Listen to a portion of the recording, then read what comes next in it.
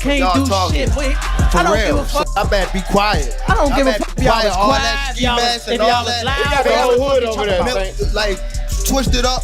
I don't give a fuck Y'all about none can of that. do whatever I don't y'all care about want. none of My that. mother, he I don't can't care stop about no nothing hood, over no here. none of that. Not at all. I'm telling you, I'm gonna f him up. Not at all. Never. Nothing's Y'all gonna get under f***ed up y'all over here. face What do I look like getting f***ed up?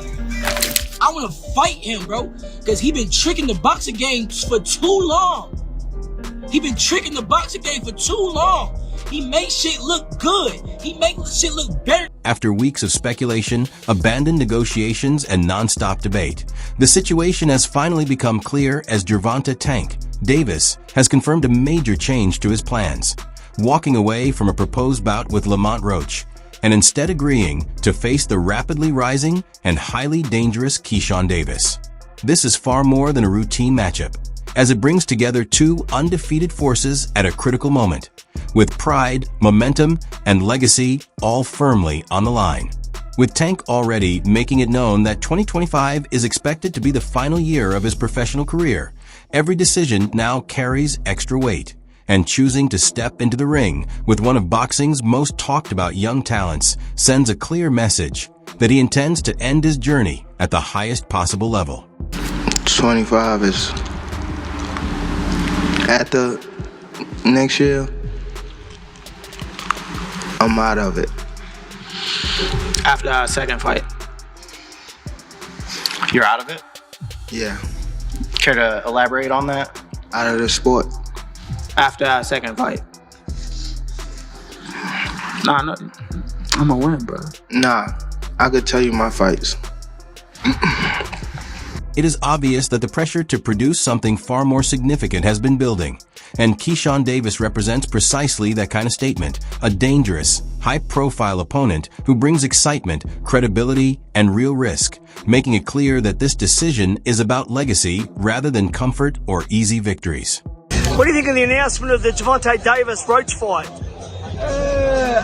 I think that, he's had a lot of criticism, but it's not a bad fight. Lamont Roach is a world champion. He's smaller than Gervonta Davis. The problem is not many people are aware of who he is or his ability. But he can fight. I don't think it's a huge fight, but not a terrible one. This was never a simple last-minute change because there is real drama behind it. So to understand how things reached this point, you have to look at what was at stake and why this matchup has the potential to become one of the sport's biggest moments. Because if we are being honest, the original fight with Lamont Roach was never setting the boxing world alight. Not because Roach lacks ability or danger, but because he does not carry the kind of name recognition that matches someone like Gervonta Davis. And for a star of Tank's level, it was clear that bigger, more meaningful, and more explosive options were always on the table. The fact that Lamont Roach is as familiar with Tank Davis as he is, it goes beyond them fighting in the amateurs. They've spent time in camp together. He's been around Tank. He's seen Tank up close and personal, whether he's in the ring with them or not. That matters. When you know a guy's rhythm, when you know their speed, when you know what they're thinking, that changes everything, Saying all this to say that because I know we got a lot of people, it don't matter. When he get hit, he going to sleep. Just wait for it. This might be a fight until he gets hit. And again, he's tasted that before. So if he gets hit and he doesn't go away, we got a fight on our hands, I think it's a good fight. I think that there's better fights for Tank Davis, but this is a good fight. With Gervonta Davis making it clear that this is likely his final year in boxing, the pressure has been mounting for him to deliver truly massive fights that live up to his status. Because when a fighter of Tank's caliber signals the beginning of the end, fans are no longer satisfied with safe or low-risk matchups, and instead expect legacy, defining clashes that justify every remaining step he takes inside the ring. And then you hope Tank, I know he's announced that he's retiring at the end of 2025. I don't know if you believe that or not, but I don't know. I thought he was very sincere. Sometimes the hunt fed up with, maybe, but boxing can do that to you, I think, in general. So I think that maybe he wants to do something different with his life. We can only look after our own, and that's Shakur Stevenson. And for me, Schofield, Zepeda, Tank. That's the plan for 2025. And if we were to do that, I think Shakur against Tank is one of the best fights in boxing. two unbelievable fights. After emphatic knockout wins against Ryan Garcia and Rolando Romero, expectations around Gervonta Davis soared, with fans anticipating blockbuster matchups against elite names such as Shakur Stevenson or Devin Haney rather than a lower-profile opponent like Lamont Roach, who simply does not carry the star appeal needed to pack arenas or drive major pay-per-view numbers. And according to Tank himself, the reason for walking away from that fight is simple. Because in his view, there is now an even, more dangerous and compelling opponent available than Shakur, one who better fits the magnitude of what his final chapter in boxing is supposed to represent. Some fights can still happen, but after this year, I'm out of. Could we see you with Shakur before you go? For what? Who have Shakur? What have Shakur done? What have he done in the sport?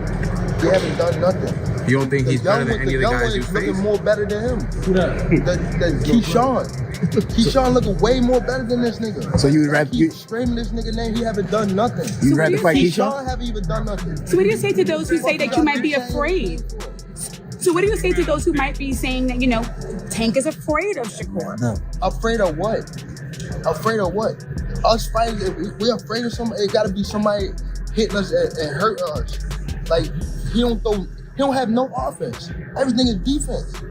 Defense only winning basketball and football. Reports began to emerge that the planned bout between Gervonta Davis and Lamont Roach was struggling to generate ticket sales. And as fan reaction grew louder, it became clear that the audience was craving a true marquee showdown rather than a tactical, low-profile clash with an underrated outsider. So Tank took the message on board and made a decisive shift, abandoning the original plan in favor of a matchup that genuinely excites the boxing world. A high-stakes collision with a surging and highly marketable Keyshawn Davis. You know, you stole the show. You know, I know it's, you know, you're the main event. You're supposed to, but you delivered. Right. And you, after it, said, you know, knock, knock, Tank. Yeah. I'm knocking on the door. You came over here, said light skin. A lot of fight fans like when people call out and do things like that. But only person that don't like it is him. He's kind of weird. But now he got no choice but to fight me. The fans want him to fight me. After what I just did tonight against a guy that's bigger than him, come on now. If I touch him, what's gonna happen? Talk about that. Everybody want to talk about, oh, Keyshawn, what if he touch you? What if I touch him? Yeah, okay. Come on. So who exactly is Keyshawn Davis, and why does this pairing matter so much? Because he is far more than just another unbeaten prospect on the rise.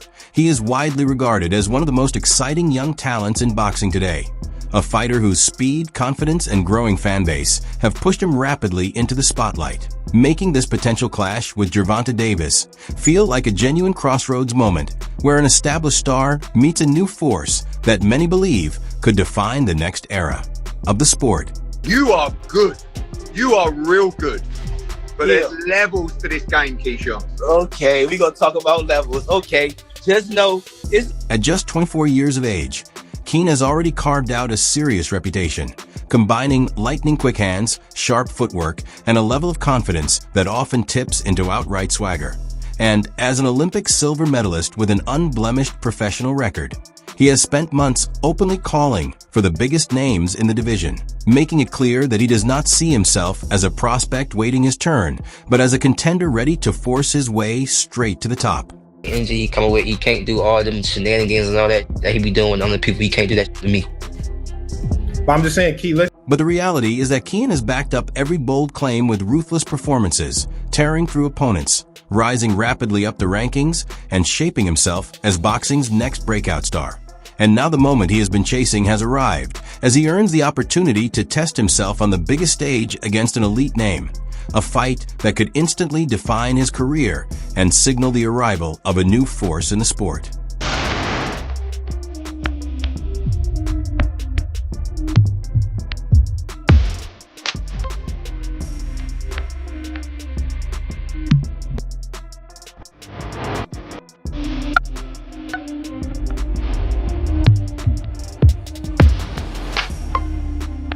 For Keyshawn, this bout represents far more than a chance to win. It's a declaration of arrival. A victory over Tank wouldn't just dominate the headlines. It would instantly position Keyshawn as the new face of boxing. And with Tank planning his exit from the sport, Keyshawn is gunning straight for the top and the crown. I feel like I beat Tank too, as well. Only time I see him come out fast, it's on the cruise. I know boxing, and also I know myself. The rivalry between these two fighters hasn't happened overnight. Months of verbal jabs, media speculation, and mounting tension have built up to this moment.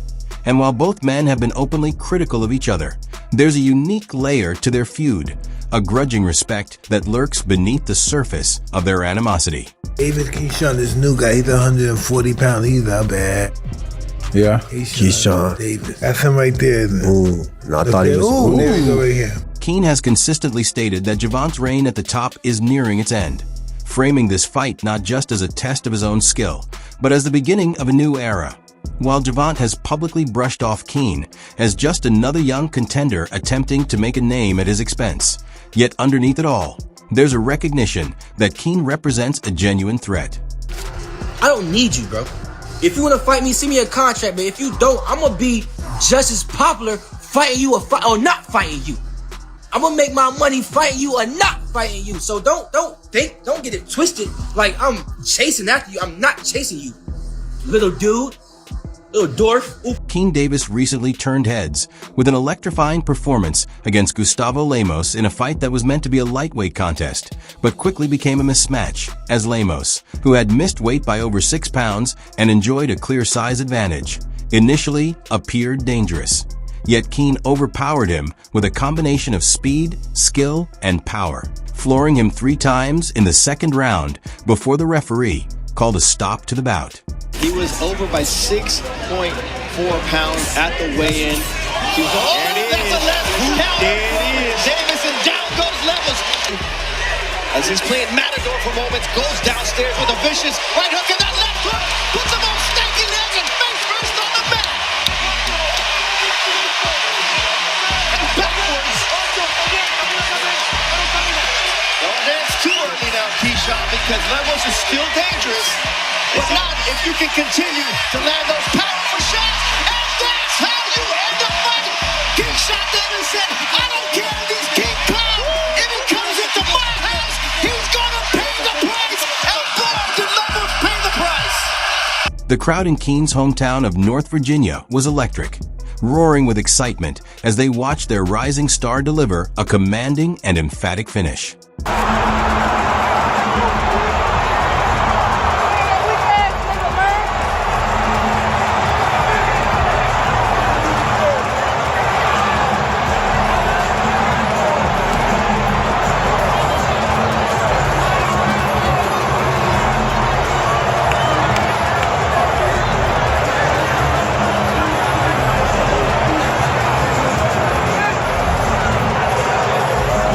Excitement, huh?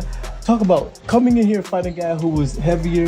Yeah. You talked about not having no concern, but just talking about that, getting ready to fight somebody who was heavier. No, I really didn't have concern, man. I'm keep giving y'all the same answer, man. All glory to God.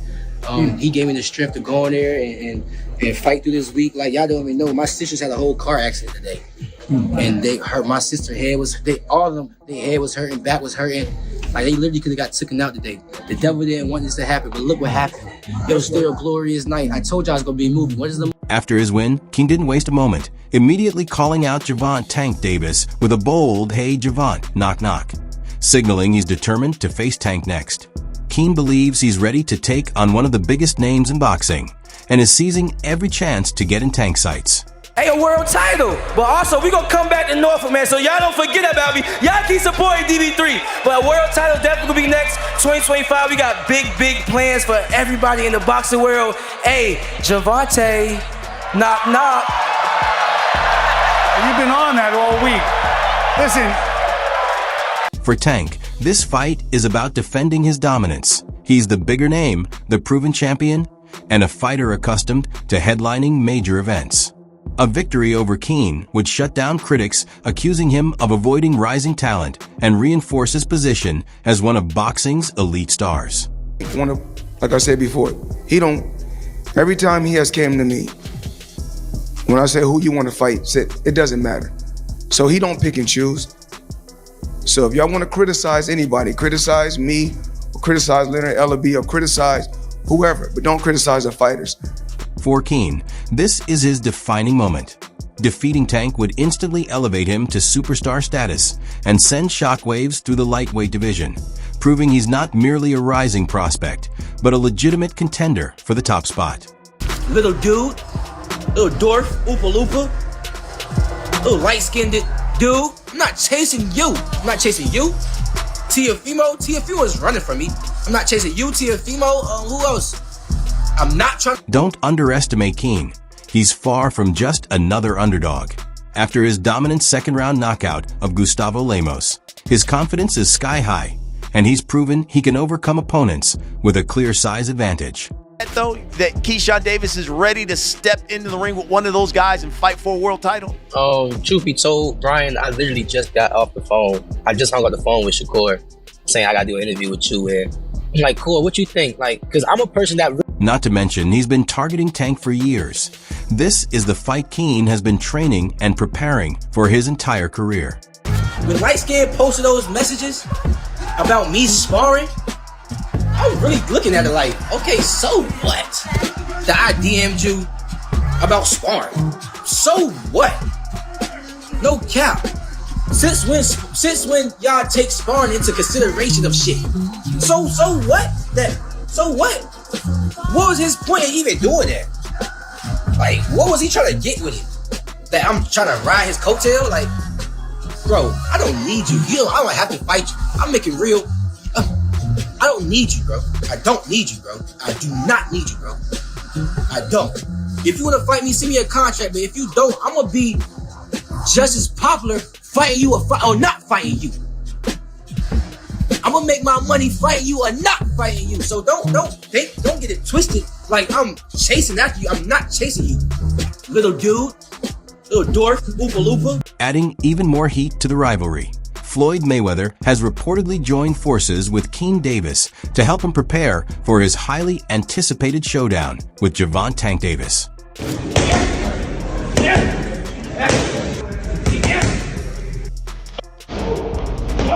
This move isn't just about training, it's personal. Floyd and Tank's relationship has been strained for years. What began as a mentor-protege bond fell apart, with Tank accusing Floyd of being controlling, while Floyd suggested that Tank lacked both discipline and loyalty.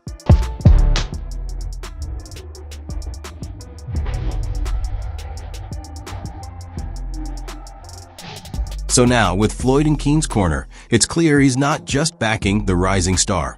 He's openly opposing his former protege. The Tank Davis versus Lamont Roach bout was meant to be high stakes, not for Roach's star power, but for the skills he brings into the ring. I remember first hearing an issue between Floyd and Gervonta before Gervonta fought Pedraza. And the issue I heard was that Floyd didn't want Gervonta to stay in Baltimore because he felt there was too many distractions for him in Baltimore and he wanted to stay in Vegas. And the story I was told at that time was that Floyd gave Gervonta one of his penthouses or one of his apartments in the Palms Hotel. And he said, this is your apartment. I'll furnish it for you. He got him a Jeep. At the time, Gervonta was not a world champion. He got him like a Jeep, a 4x4. You know, he basically said, I'll make it comfortable for you. I don't want you to go to Baltimore. I want you to stay here. I don't think Baltimore is the place for you, you know? And what I was told was Gervonta sold all the furniture, sold the Jeep, and went back to Baltimore and bought a Benz. You know, with that's what I was told at the time.